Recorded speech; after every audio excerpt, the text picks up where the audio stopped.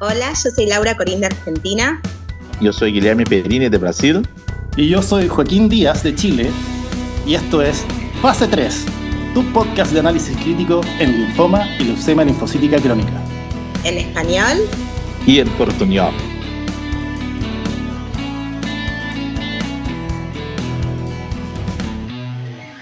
Bienvenidos todos una vez más a esta tercera edición de nuestro podcast Fase 3. Estoy aquí acompañado de mis coanfitriones. Voy a partir primero por el protagonista de esta novela, Guilherme Perini. ¿Cómo estás, Gui? Todo bien, ¿y tú, Joaquín? Muy Siempre bien, un placer. gracias. Excelente. También estamos acompañados, por supuesto, desde el otro lado de la cordillera, para mí, al menos, Laura Corín. ¿Cómo estás? Muy bien, muy contenta de estar acá de nuevo. Excelente. Listas para empezar la polémica. Uy, tú eres seca para eso, como diríamos aquí. Gui, vi que estuviste recientemente en la reunión simposium del Grupo de Estudios Latinoamericanos de Linfomas, el GEL. ¿Nos quieres contar un poquito cómo estuvo esa reunión? Sí. Tuvimos una reunión en Cusco, en Perú, una ciudad maravillosa, con comida muy buena, una noche muy buena también. Y tuvimos muchas charlas muy interesantes. Esta es la primera vez que hacemos también una presentación de los datos que fueron ah, levantados, los trabajos que están siendo hechos por el Grupo GEL. Ahora tenemos algunos datos muy interesantes, como algunos factores prognósticos en pacientes con linfoma difuso de grandes células, algunos datos acerca de las alteraciones genéticas de los pacientes con linfomas difusos en Perú. Y tuvimos muchos invitados internacionales de Estados Unidos. Tuvimos muy buenas discusiones acerca del futuro del grupo. Y gostaria de invitar todos a nuestro próximo simposio, que será en México, en Los Cabos, en octubre de 2024. Por tanto, creo que vamos a tener más datos para presentar y también un número mayor de personas de muchos otros países para que podamos tener una discusión. Fue un buen simposio, y creo que vamos a crecer juntos como América Latina cada vez más. Y tuvimos un dato muy interesante, tuvimos más de 1,000 inscritos virtuales de países de todo el mundo, o que fue muy interesante. Entonces, estamos muy felices y creemos que vamos a tener un simposio en octubre de 2024 muy mejor. Excelente por la hematología linfomatosa de Latinoamérica y qué bueno que empecemos a generar nuestros propios datos. Quizás algún día podemos comentar esos datos aquí también. Así que quedan todos Sí, invitados. sí. Espero que nos veamos ahí el próximo año. Bueno, en esta edición del podcast hemos decidido continuar con discusiones polémicas. Decidimos esta vez analizar los datos del ensayo clínico SHINE en linfoma del manto. Y particularmente porque es muy interesante tener a uno de los autores sentados en el podcast. Así que vamos a sentarnos a apuntalarlo con preguntas, a dejarlo en una posición incómoda. Y para eso invito a Laura a que comience disparando con el contexto de por qué este ensayo clínico se realizó y cuál es su interés. El contexto se da que hubieron muchos avances en el último tiempo en el tratamiento, pero especialmente apuntados a pacientes jóvenes que incluyen la inducción con altas dosis de citarabina, la consolidación con trasplante autólogo y posteriormente el mantenimiento post-trasplante, todo eso con mejoría en las tasas de supervivencia libre de progresión. Inicialmente también parecía que el mantenimiento ayudaba en la mejoría de supervivencia global, pero parece que esto no es así con el seguimiento a largo plazo. Y, pero bueno, no todos los pacientes van a ser candidatos a estas terapias de alta intensidad, porque una proporción importante de los pacientes van a ser añosos y mayores de 65 años, y buscando un poco cómo poder mejorar los resultados en esta población, es que surge la pregunta de estudio de si incorporando la inducción ibrutinib, que estaba ya siendo evaluado y con resultados muy favorables en pacientes recaídos refractarios, y llevándolo a la primera línea en combinación con bendamustine, rituximab, podía mejorar la sobrevida libre de progresión de estos pacientes no candidatos a trasplante. Entonces, ya entendiendo ese contexto, les voy a contar un poquito respecto de la publicación y el diseño de este ensayo clínico. SHINE es una publicación del New England Journal of Medicine del 30 de julio del año 2022, esto es el año pasado. Se llama Ibrutinib plus bendamustine and rituximab in untreated mantle cell lymphoma. El autor principal es Michael Wang del MD Anderson Cancer Center, más los investigadores del grupo SHINE, donde nuestro Guillermo Perini es el autor número 19, sí, lo conté. Es un ensayo clínico internacional, fase 3, randomizado, doble ciego, donde la población fueron pacientes mayores de 65 años con diagnóstico de linfoma del manto, ya sea por sobreexpresión de ciclina D1 o traslocación 11-14, previamente que no hayan sido tratados, de etapas 2 a 4, evidentemente, de buen performance status, ECO 0 a 1, que se les llevó a una randomización 1:1 de ibrutinib 560 miligramos versus placebo más bendamustine rituximab en ambos ramas como inducción por 6 ciclos.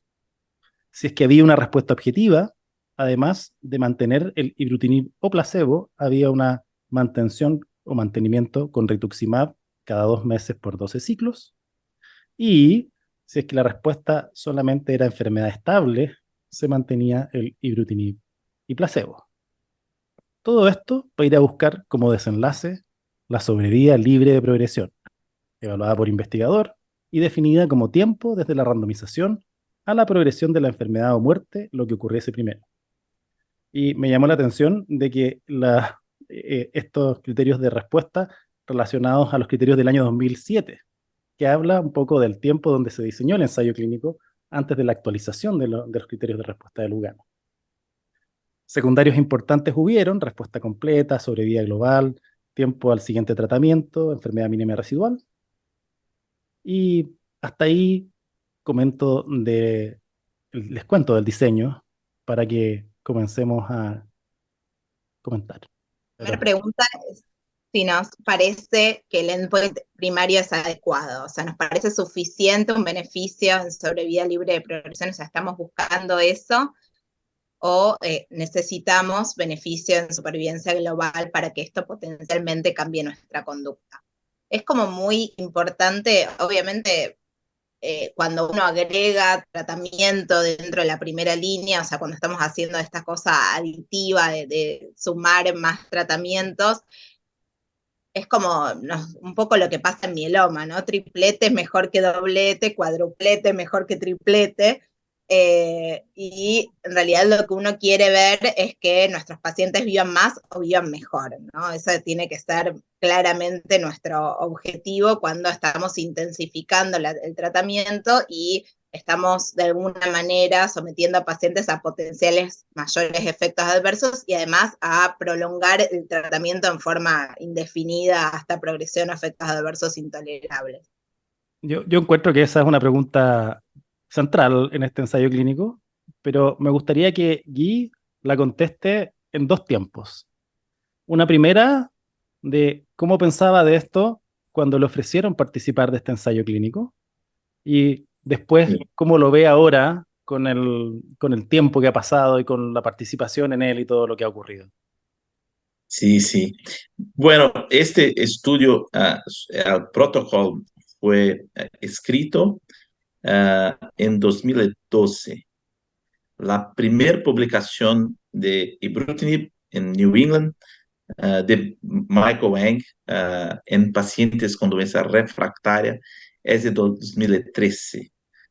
Por tanto, tenemos cuando este estudio fue escrito, no sabíamos o que esperar acerca de la introducción de ibrutinib en primera línea para estos pacientes.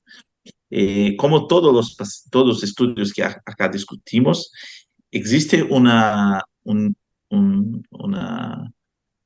entendimiento que cuando tenemos una diferencia en sobrevida libre de progresión, es que esto va a se traducir en una sobrevida global.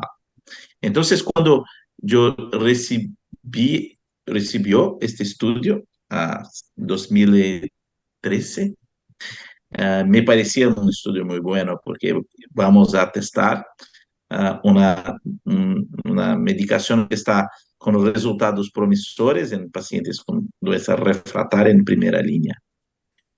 Sí, en la época estaba muy más interesado también porque no habíamos nada para hacer en nuestros pacientes en Brasil. No teníamos bendamustina en el servicio público, no teníamos rituximab para estos pacientes. Na verdade, não temos rituximab hoje para estes pacientes no serviço público. Tratamos estes pacientes com CHOP.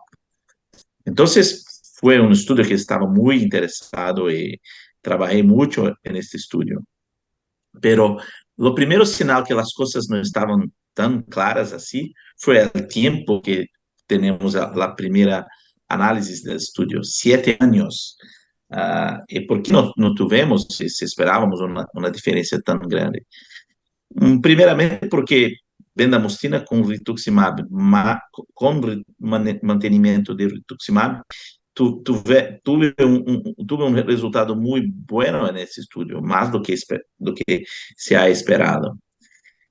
E, portanto, quando vimos os primeiros resultados, tivemos a impressão que era um estudo positivo, no sentido que tivemos logrado êxito em demonstrar o endpoint primário, pero esto não vai cambiar nossa prática, porque não tivemos uma diferença em sobrevida global.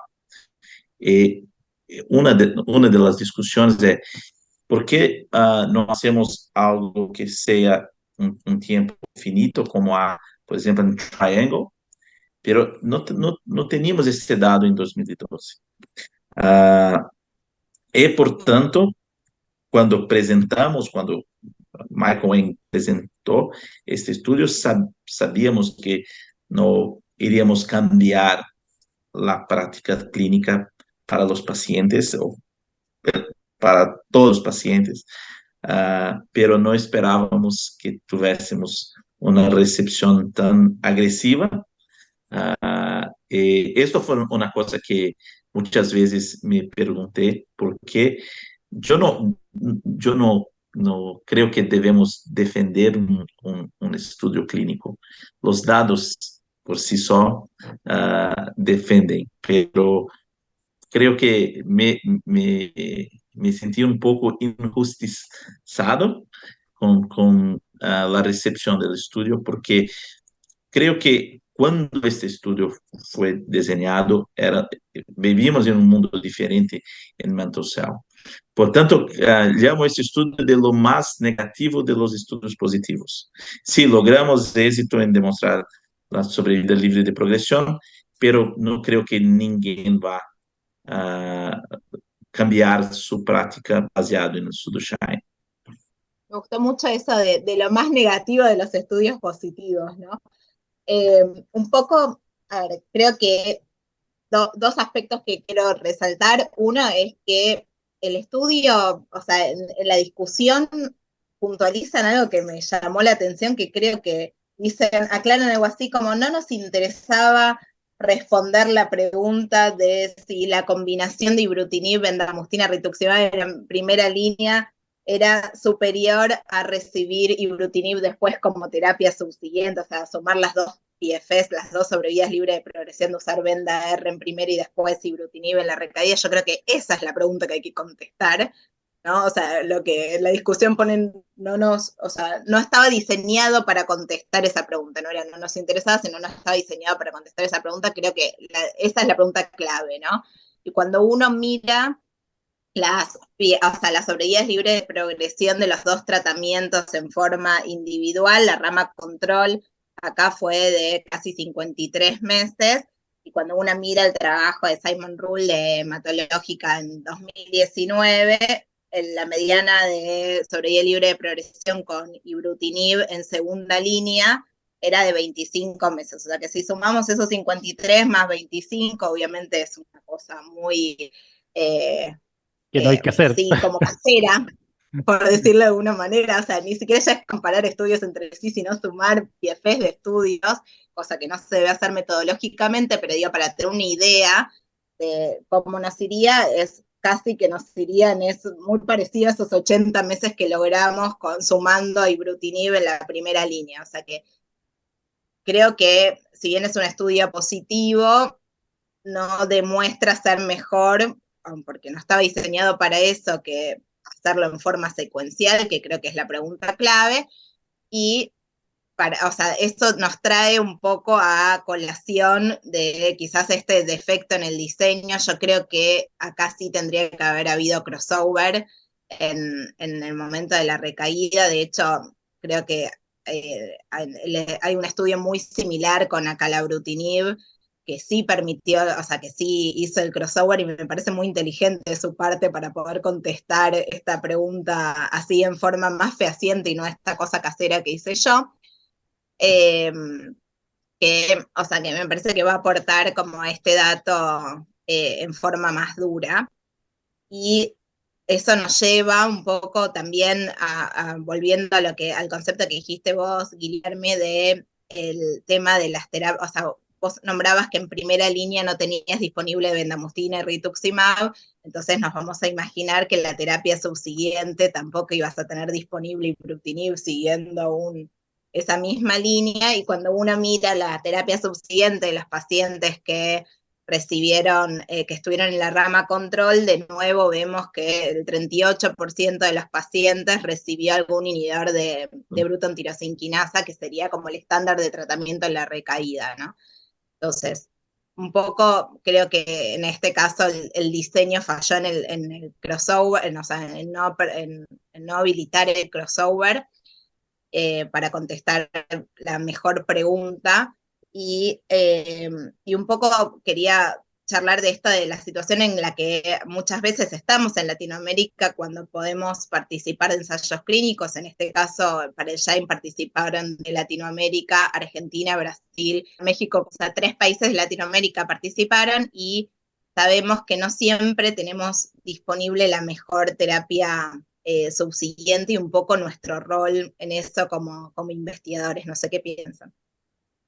Yo quiero decir, voy a hablar un poquito del diseño antes de entrar a esa pregunta, Laura. Primero, acojo con entusiasmo los comentarios de Guy respecto a que hay que criticar con cariño el trabajo científico de otras personas. Y creo que es importante el contexto que nos das para decir, bueno, efectivamente cuando esto se diseñó, las circunstancias y el landscape de tratamiento del linfoma del manto en estos pacientes no era tan claro.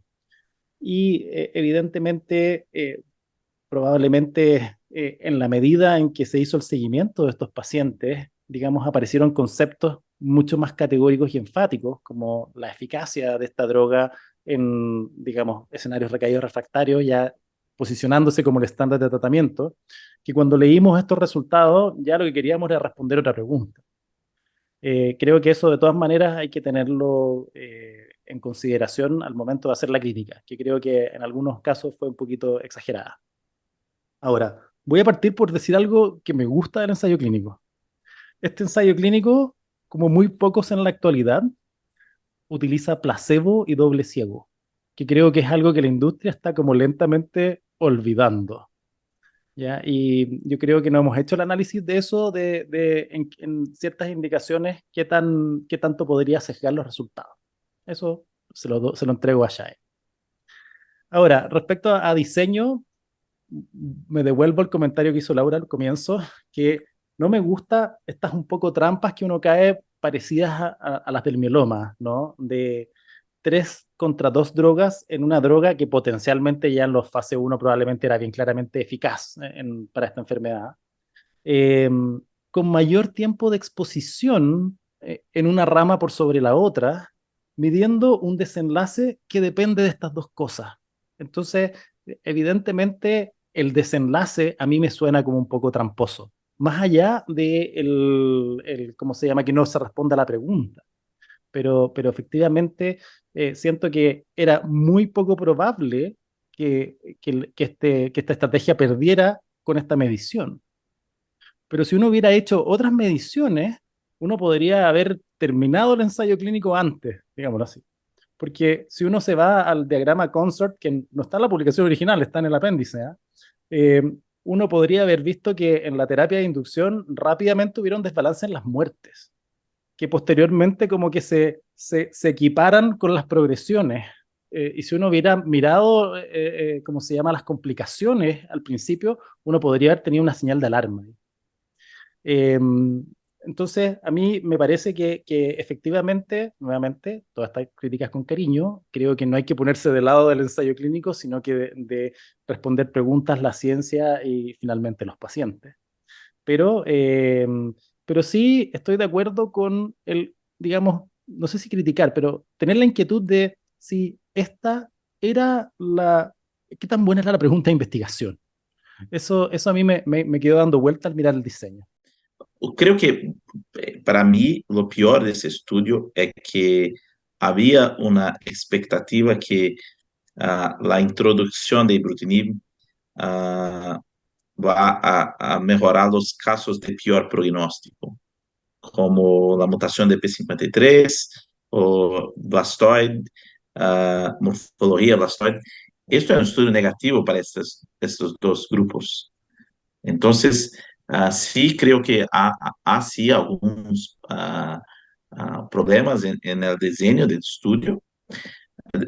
Creo que si tuviésemos una diferencia muy grande sobre vida global, probablemente no seríamos tan críticos, porque, por ejemplo, en mieloma es muy frecuente un, este tipo de estudio. En oncología es muy frecuente, siempre tenemos nuevas drogas siendo testadas así, pero creo que lo peor de ese estudio es su resultado. Sí, lo peor es que no tuvimos algo que va a justificar un cambio de terapia. Entonces, ¿qué vamos a hacer? Es un estudio malo por sus resultados, tan malo que Hansen va a sacar ibrutinib para la indicación de mantle cell en los Estados Unidos. Entonces, creo que cuando hacemos un jugamento, jugamos con que sabemos del resultado. Es muy diferente de cuando jugamos un diseño de estudio en 2013. No me parecía en 2013 que este sería un estudio tan negativo a despecho de ser un estudio positivo. Ok. Entonces, creo que lo peor son los resultados. Oye, Ahora, si vamos a ter...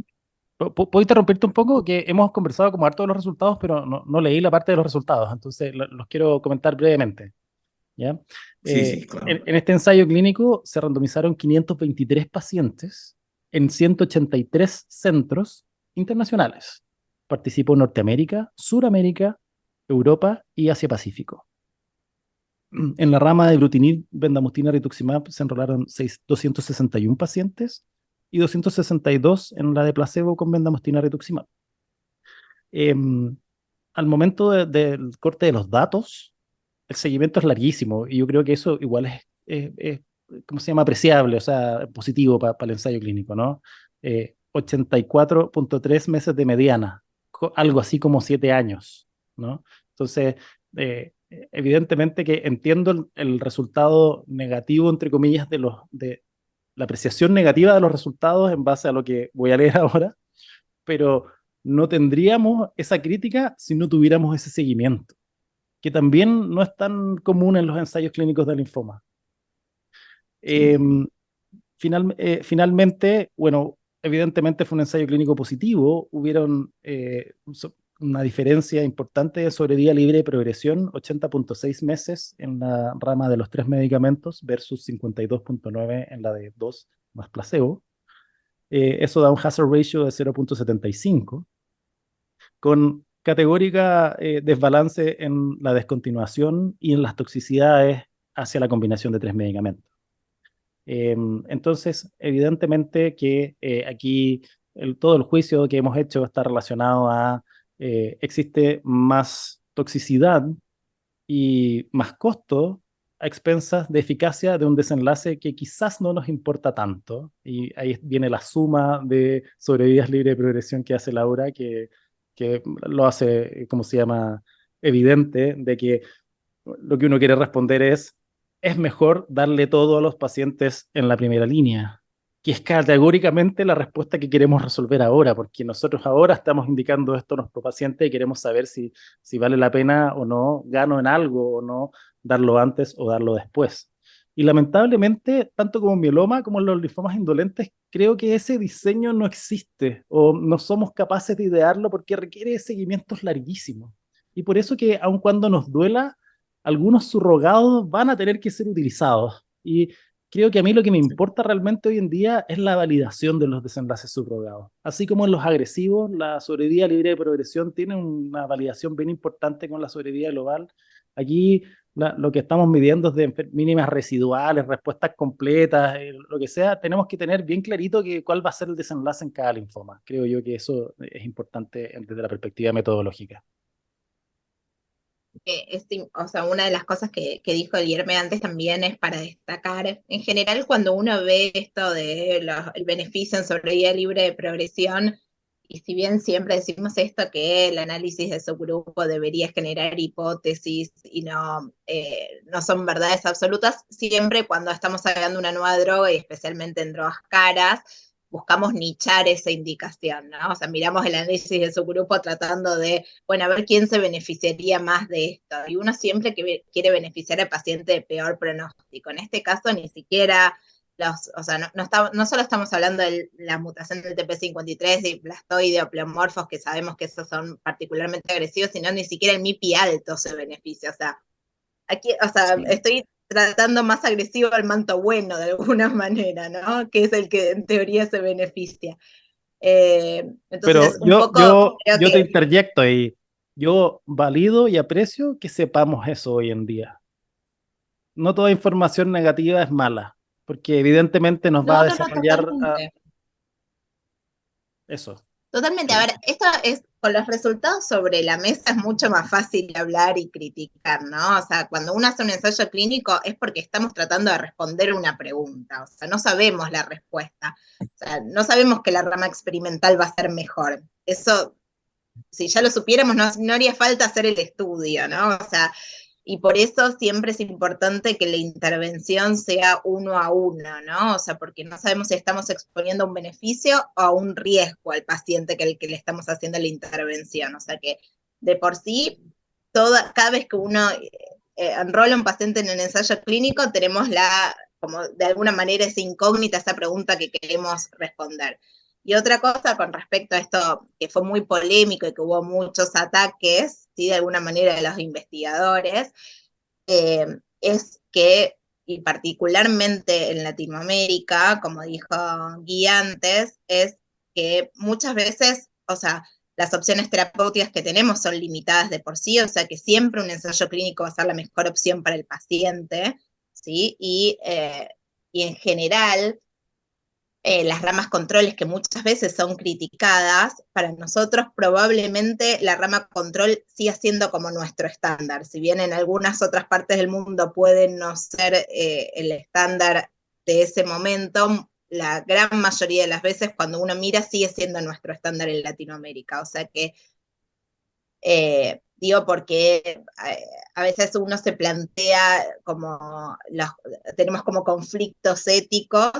Yo creo que en el caso de Latinoamérica, si nosotros no supiéramos que enrolar al paciente en el ensayo clínico es lo mejor que uno le puede ofrecer, si tenemos una alternativa mejor fuera de un ensayo clínico, nadie le ofrecería el ensayo clínico, ¿no? O sea que haciendo hincapié a esto de que, o sea, que los investigadores, o sea, estamos buscando lo mejor para nuestros pacientes, ¿sí? O sea, como Sí, ya sea que le toque la rama control o la rama experimental, la búsqueda siempre es en pos del paciente, no en busca de la fama, por decirlo de alguna manera, del investigador. sí. Es que yo creo que es importante ahí separar la crítica al sponsor y a los investigadores, digamos, que diseñaron esto, de a los investigadores que participaron enrolando pacientes. Creo que la crítica tiene que ser con sutileza y los incentivos son un poco distintos.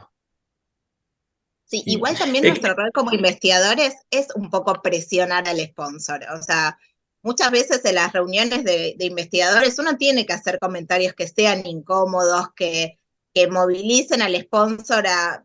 o sea, la mayoría de las veces cuando ya tenemos el ensayo en Latinoamérica, esto ya se presentó en FDA, se aprobó, no pueden hacer ninguna modificación al protocolo, pero está bien opinar y opinar, aunque sea a veces de manera que no sea confortable para el sponsor, incomodarlos de alguna manera, porque también cuando diseñen un estudio posteriormente, también van a tener en cuenta todos esos comentarios que estamos haciendo los investigadores en este momento, aunque ya no se pueda modificar el protocolo.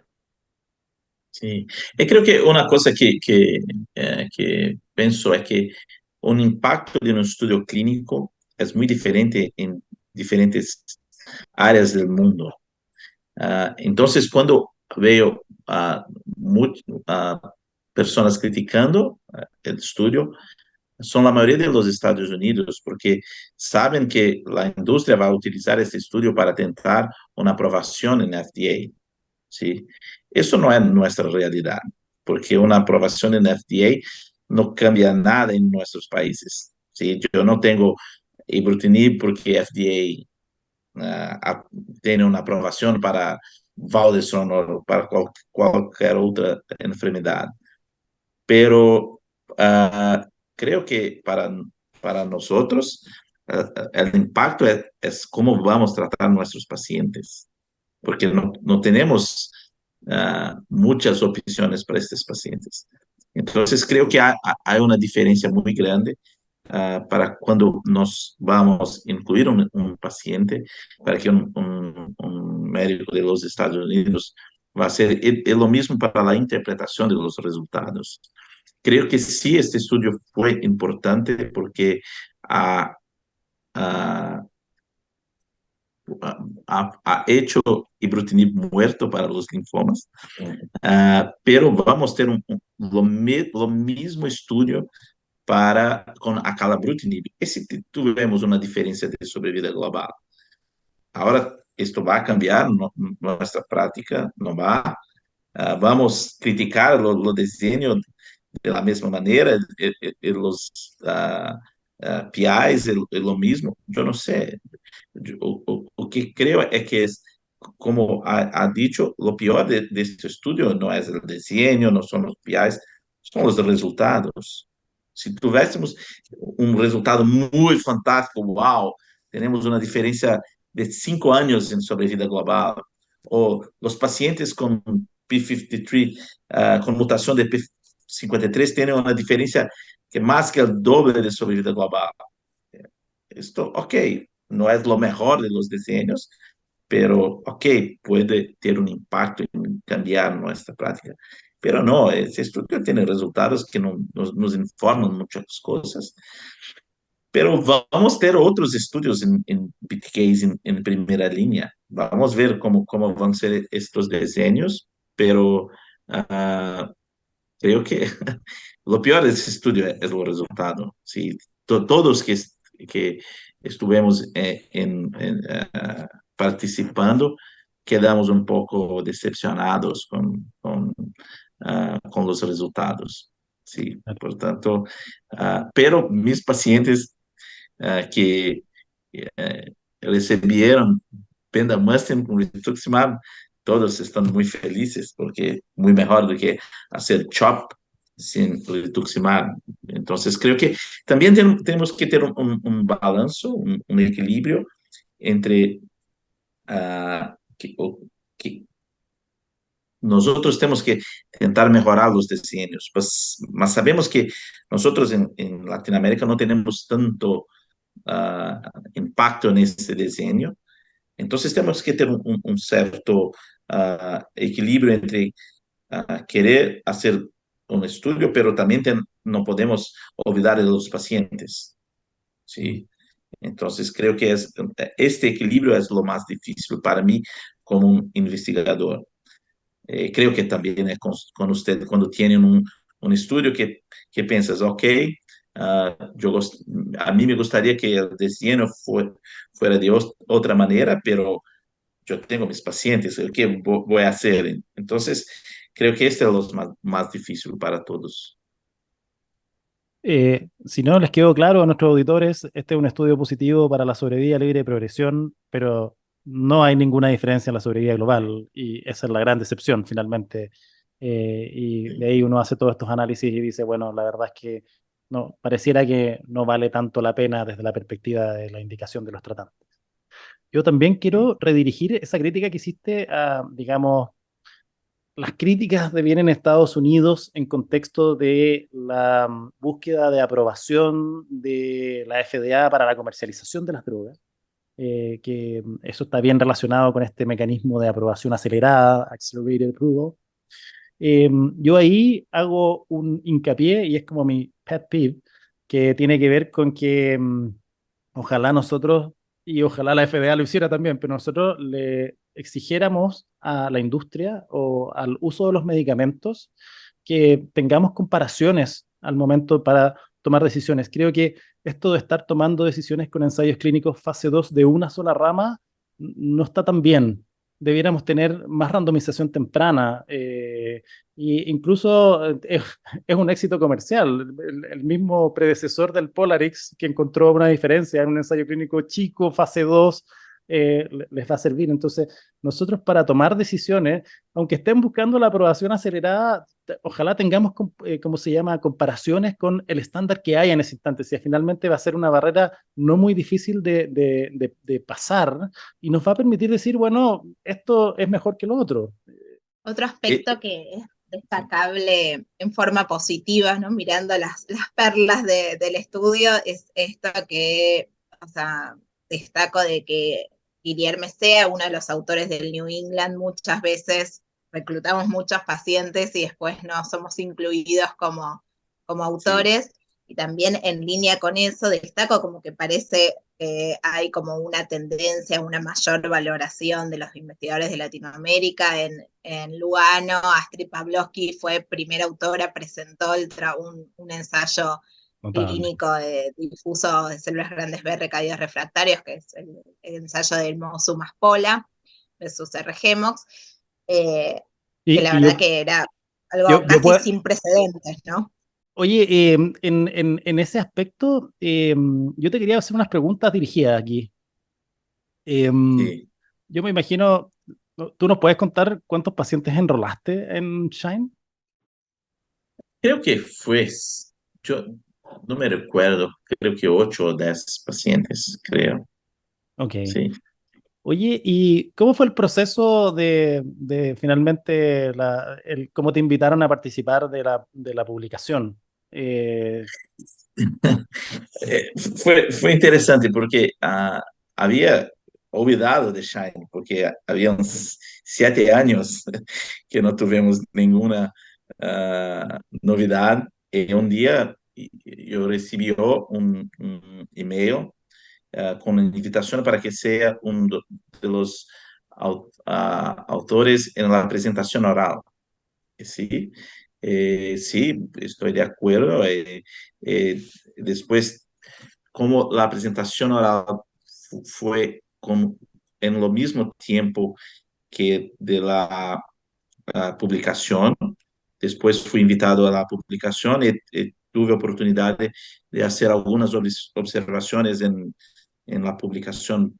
Por ejemplo, una de mis observaciones fue que teníamos que tener una diferencia, una mejor ah, documentación de las muertes por COVID, porque fue algo que que tuve impacto en los estudios en este tiempo. Entonces, fue Y eso está, eso está, lo acogieron porque está en la publicación, sí, en yo no la sé, tabla. muchas otras personas también estaban de acuerdo. Yo no creo que fue algo que sea solamente de mí, pero fue interesante participar de este proceso de discusión del estudio. Tuvieron muchas alteraciones de muchos autores, entonces no fue algo que un ghostwriter hecho solo. Entonces, después fue, claro, un honor, una alegría muy, muy grande de tener un New England Journal, pero no cambias nada en su vida cuando tienes una publicación. Si quedas alegre y feliz por cerca de una semana, después tienes que trabajar y hacer lo mismo. Pero este estudio fue muy interesante porque eh, eh, eh, después de la publicación tive algunos embates en Twitter acerca de esto. Tú me conoces, sabe que yo no soy una persona de embates, de peleas, de nada, pero creo que las personas me conocen más por ser una persona que va a tener discusiones en Twitter do que como un autor del estudio. Entonces, creo que fue interesante porque también creo que la recepción fue muy agresiva por algunas personas, como por ejemplo por Vinay Prasad.